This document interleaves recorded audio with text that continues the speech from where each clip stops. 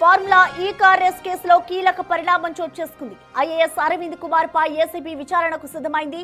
Prosecution అనుమతి కోరుతూ డీఓపీటీకి CS లేఖ రాశారు. అరవింద్ కుమార్ పై చర్యలకు అనుమతి కోరారు సీఎస్. ఇప్పటికే కేటీఆర్ ప్రాసిక్యూషన్ కు గవర్నర్ అనుమతి ఇచ్చారు. డీఓపీటీ నుంచి అనుమతి రాగానే ఛార్జ్ షీట్ దాఖలు చేయనుంది ఏసీబీ.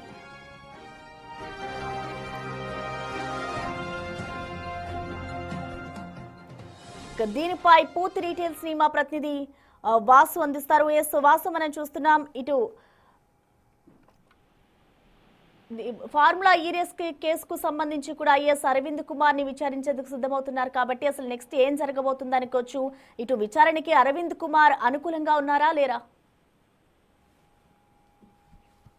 ఫార్ములా ఈ కార్ రేస్ లో కీలక పరిణామం అని చెప్పాలి. అయితే అరవింద్ కుమార్ ఐఏఎస్ అధికారి ఎవరైతే ఉన్నారు, ఈ కేసు సంబంధించి కూడా తన పాత్ర చాలా కీలకమని ఏసీబీ భావిస్తుంది. కాబట్టి డిఓపీటీ అనుమతి కోరుతూ ప్రస్తుతానికి అయితే లేఖ రాయడం జరిగింది సీఎస్. అయితే ఈ కేసులో ఇప్పటికే బీఆర్ఎస్ వర్కింగ్ ప్రెసిడెంట్ గా ఉన్నటువంటి కేటీఆర్ కూడా ప్రాసిక్యూషన్ కోసం ఇప్పటికే గవర్నర్ ఆమోదం కూడా లభించింది. ఈ నేపథ్యంలో ఇది ఒక కీలక పరిణామం అని చెప్పాలి. అరవింద్ కుమార్ కు సంబంధించినటువంటి డిఓపీటీ అనుమతి రాగానే చర్యలకు ఏసీబీ సిద్ధమవుతుంది. ఛార్జ్ షీట్ దాఖలు చేసే అవకాశం ఉన్నట్టు కూడా మనకు ఇప్పటికే 3 సార్లు అరవింద్ కుమార్ ను ఏసీబీ విచారించింది, 2 సార్లు కేటీఆర్ ను కూడా విచారించింది.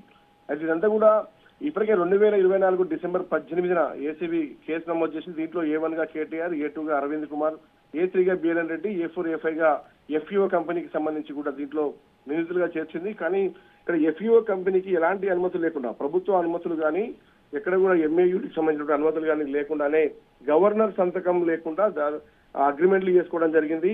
మరోపక్క అసెంబ్లీ ఎన్నికల కోడ్ ఉన్నటువంటి నేపథ్యంలో 2023 సంబంధించినటువంటి అసెంబ్లీ ఎన్నికల కోడ్ ఉన్నప్పటికీ కూడా కోడ్ ఉల్లంఘించారు అన్న అంశానికి సంబంధించి ఒక నివేదిక అయితే ప్రభుత్వానికి అందింది. ఏసీబీ ఇప్పటికే సర్వం సిద్ధం చేసింది.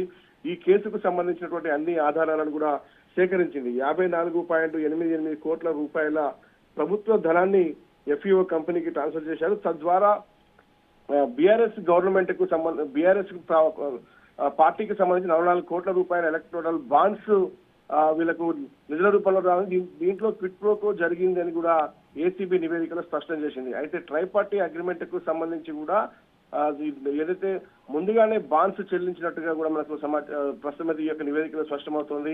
అంటే అనేక నిబంధనల ఉల్లంఘన, ఎన్నికల కోడ్ ఉల్లంఘన, మరోపక్క ఎంఏయూడి అనుమతి లేదు, గవర్నర్ సంతకం లేకుండా ఐఏఎస్ అరవింద్ కుమార్ అగ్రిమెంట్ చేసుకున్న నేపథ్యానికి సంబంధించి కూడా అంటే ఏ ఉల్లంఘనలు అరవింద్ కుమార్ పాల్పడ్డారు, కేవలం ప్రభుత్వ అనుమతి లేకుండా కేటీఆర్ ఆదేశాల మేరకే నిధులు మళ్లించారు అన్న అంశానికి సంబంధించి కూడా ప్రభుత్వ ప్రజాధనానికి సంబంధించి కూడా ఏదైతే నష్టం చేకూరిన అంశానికి సంబంధించి కూడా ఖచ్చితంగా అరవింద్ కుమార్ పైన చర్యలు తీసుకునే విధంగా ఆదేశించాలని కూడా డిఓపీటీని సీఎస్ కోరడం జరిగింది.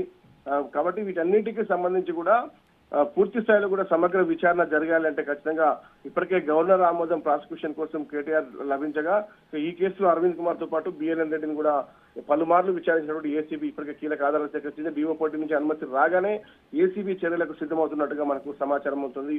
ఫార్ములా ఈ కార్ రేస్ ఇప్పటికే రాష్ట్ర వ్యాప్తంగా సంచలనం కలిగించిన అంశం. అంటే ఎక్కడ ప్రభుత్వ అనుమతులు లేకుండా కేవలం సొంత నిర్ణయం మేరకు కేటీఆర్ వ్యవహరించిన తీరుకు సంబంధించి కేసు నమోదైంది. ప్రస్తుతం ఈ కేసులో మరికొద్ది రోజుల్లోనే కీలక పరిణామం చోటు చేసుకునే అవకాశం కనిపిస్తోంది. Thank you Vasu.